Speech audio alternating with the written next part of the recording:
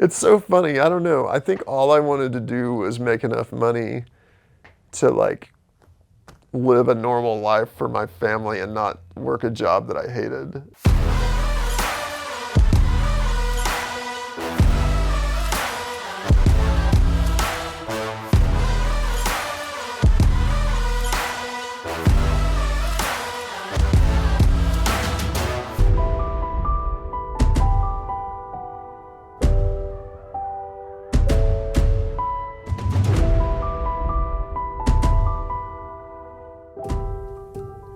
When I was in high school, I played in bands with my friends, like, you know, crappy punk rock bands, and we were quick to get into the merch game and make sure that we had T-shirts and stickers and those things that people could buy. I've always had a little bit of an entrepreneurial spirit where I'm like, yeah, I want to sell stuff, I want to make money. So that kind of got my feet wet with printing. But after playing in rock bands, I got a job as a cable guy, and you look like a cable guy. What don't I? So I got a job as a cable guy. Funny, actually, I literally stopped touring in a band, and the next day started this job as a cable guy. I walked in there wearing women's jeans. I was working as a nurse, and Brett was working at a cable contractor, and he hated his job. I was miserable. The job that I had here was just not very fun. I was working 6 days a week. I was working 2 days as a nurse, which, you know, is okay, but not enough to like survive on. Like, I would cut out all the coupons, and I got it down to where we would spend $30 a week for all of our necessities. So they used to do this thing called First 100. It was like a camp out when they would start a new Chick-fil-A, and you were one of the first 100. You would camp out overnight, and they would like feed you. They would give you a box of coupons with 52 meal coupons in it. And like, that's how we went out to eat, like for like 3 years probably. I was having a rough time. And I just pitched to Sarah, like, hey, you know, I'm used to screen print shirts. Maybe we could do something, get a press in the garage, and just see what happens. And at that time, it was more of a hobby goal, I think, in my mind. It was like, hey, our kids are going to play t-ball soon enough, and we could make the jerseys or whatever. You know, that was kind of the side hustle idea. You know, I worked at my grandfather's meat market and saved up enough money for a manual press. And I was pretty much hooked then. You know, it took me like three months to be able to burn my first screen, but I just loved the art and the tangible connection to it. And so it was game on. I actually dropped out of school when I was 16, you know, and never looked back.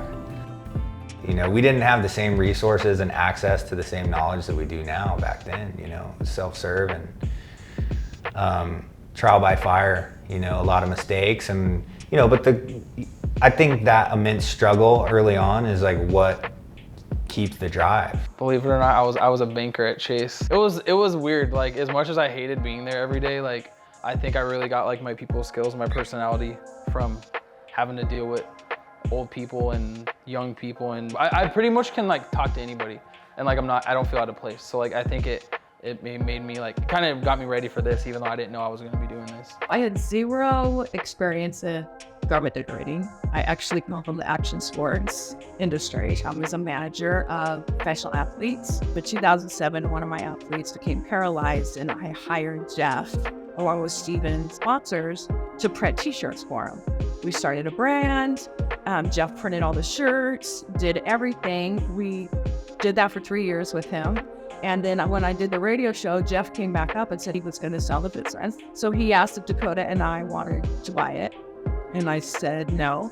Kimarie was like so stressed. She's like, I don't want to do it. I don't want to work there. No way. Look how much stress it is. I was like, no, you tell him right now, like, we're going to do it. Dakota's like, you're crazy. I want out of this. And you're dumb if we don't do it. So me and Aaron, we both are qualified pharmacists. We both went to the University of Portsmouth. Both graduated in pharmacy.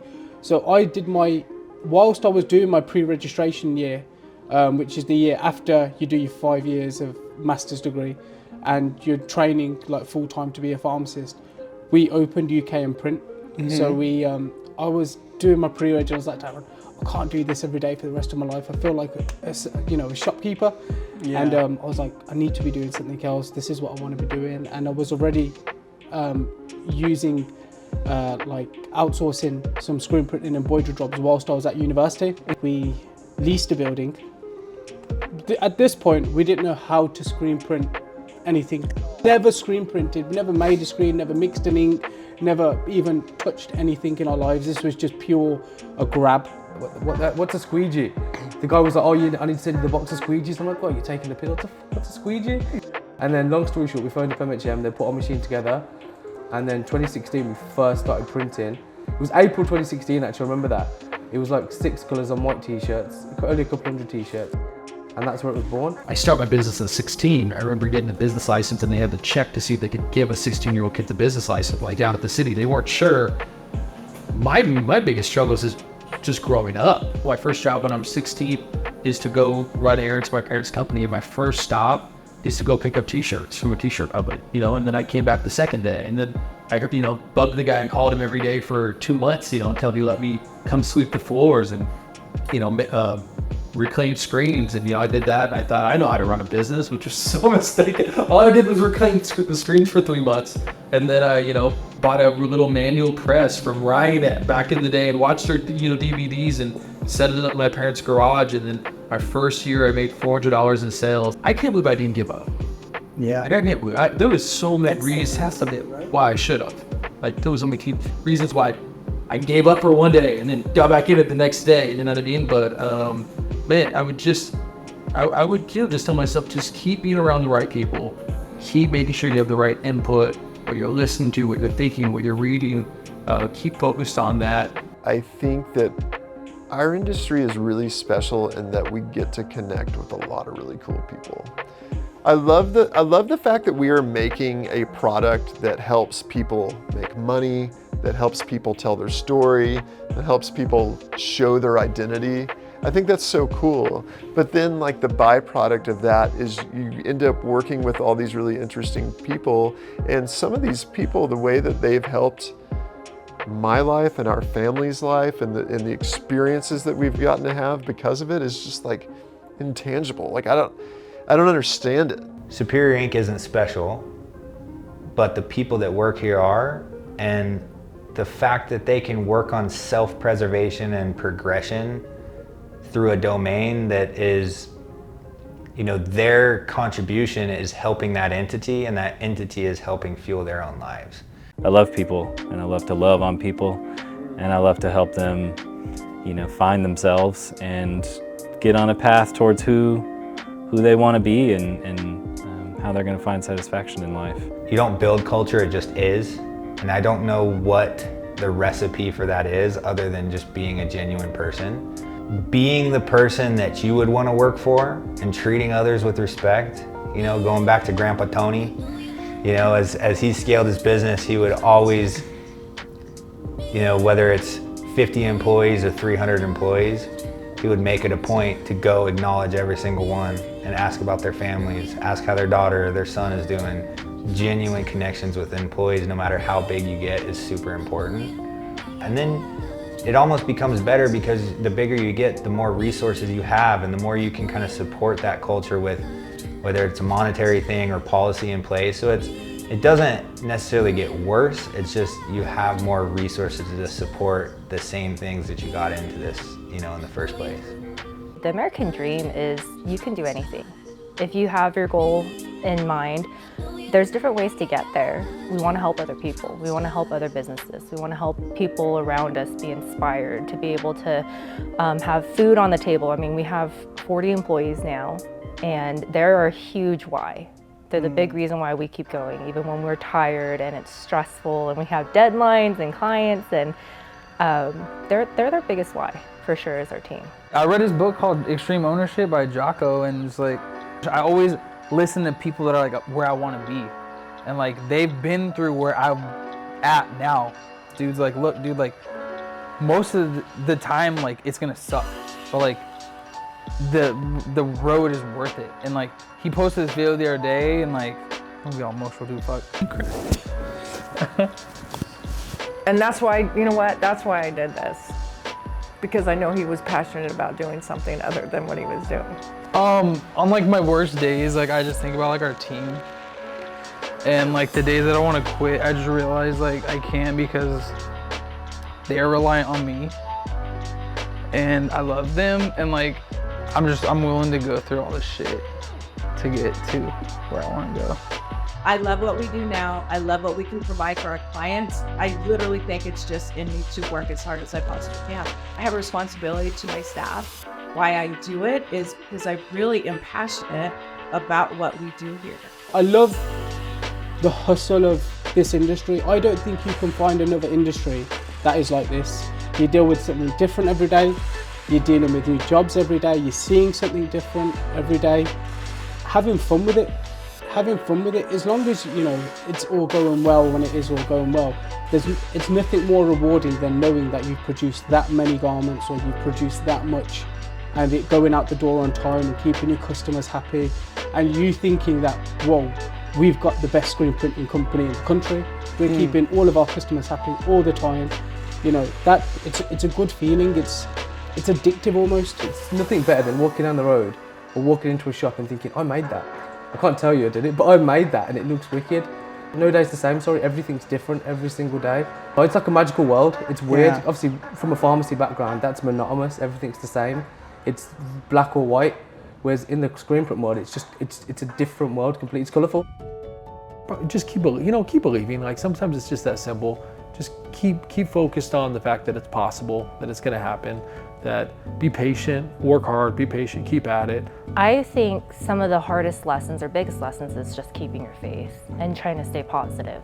And I think when things aren't working or when things become hard, you have to turn to, okay, what are some of our core principles? Which is we gotta stay positive.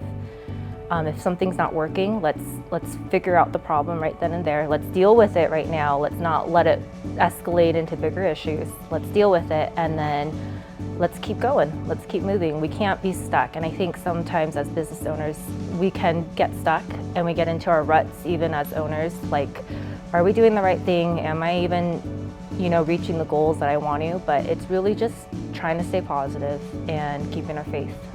I've got great people on the team, and then it just becomes that satisfaction of doing a good job, helping people, building great reputation. Now it goes from me personally wanting to grow to help other people wanting to grow. Put your feelings aside sometimes, put on your big girl pants, big boy pants, and suck it up and just, you know what? We're gonna deal with this and we're gonna deal with it with a smile and a happy heart, because at the end of the day, we're all human and we all make mistakes, and we've made mistakes too. But we just gotta treat everyone with respect. No one's self-made. Like there's always a team no matter what. Like it doesn't matter, like you play golf, you still got a caddy, that's part of your team, right? You still got a coach, that's part of your team. Like, yeah, you gotta like get there, but no matter what, there's always a team. It's the same thing with any customer. They wanna do better and we have the tools and resources to help them get to that point. And that's what's so cool about this industry is building revenue through merchandise, is building other people's dreams, and you share that experience together, and it's very it's just a good feeling to connect with people and grow together as businesses and individuals as well. From the outside looking in, this industry can seem very simple. T-shirts have been around for a long time. It should be pretty easy to learn, not just t-shirts but promotional products in general, but it's not. It's a much more complicated thing than it looks like, and there is a lot to learn. Have patience, go through the process, and don't lose sight of why you got into it. I'm just trying to be better always, I think I want to be careful about what my vision is and how we want to scale this business and how fast we want to grow, because there's always a sweet spot. Maybe the goal isn't to be the biggest enterprise in the screen printing industry. Maybe it's to be successful, profitable, while maintaining that integrity and that culture. You don't always see the success because you're in the grind and you're thinking about what's next, and it's important to reflect on accomplishments, because boy, it's easy to just, that's the problem, is you never really have time in life to soak in what good things have come out of the grind and the discipline.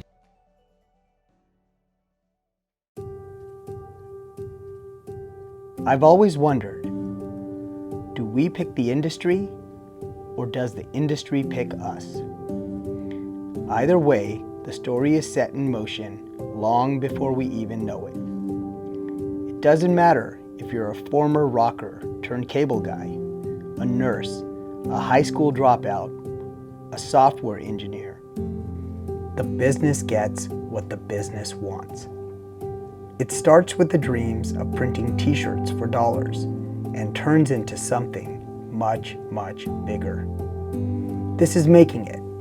Real people, real shops, real stories.